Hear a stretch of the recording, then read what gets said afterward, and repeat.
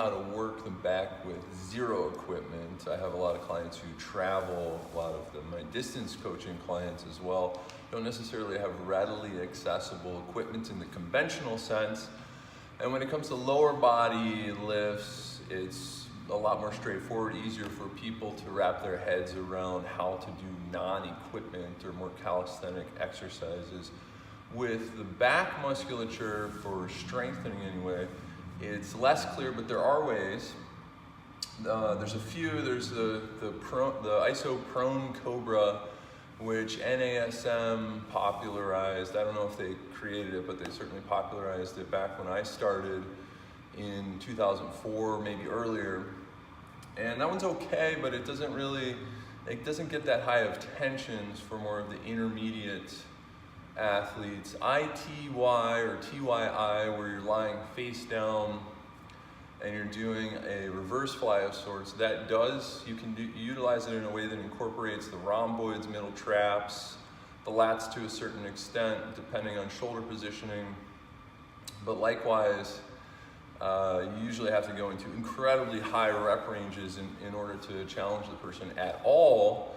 And then that begs the question if we're really working endurance or if we're working strength at that point in time.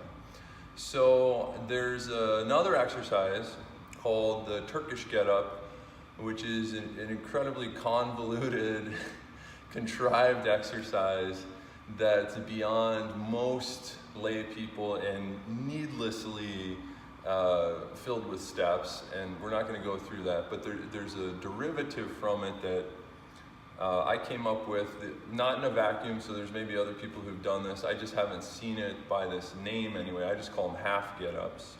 And what we're going to do with this is, let's see if I can get it in frame. What we're going to do with this is have the opposite leg with the foot planted from the working side. And though my hand is planted into the ground, what I'm really after is this depression, okay? So I don't know if we can see the back working here, but I'm trying to drop the shoulder down. So I'm contracting through the lat, and then you can do this, just a partial bridge.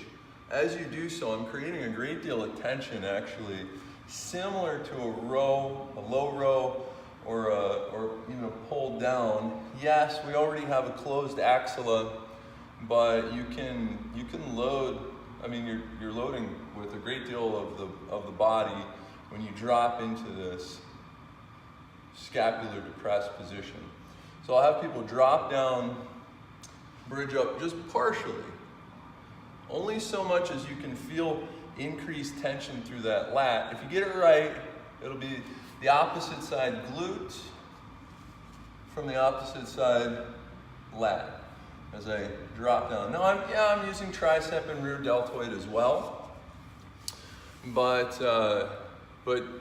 yeah, that's without equipment. There's not really a great way to do it otherwise. With more advanced people, they'll still be able to do sets of 20 or 30, but the loading is more beginning to surge into that the strength range of things. So give it a go. Make sure that you can, don't worry about what it looks like so much as tensions. We want to have the appropriate tension through that outer middle back, getting into the lat. Hopefully you can retract the shoulder blade as well, so you'll feel some middle traps or rhomboids in addition to the rear deltoid, the tricep, and that's your one of the non-equipment back strength training exercises. Half get up.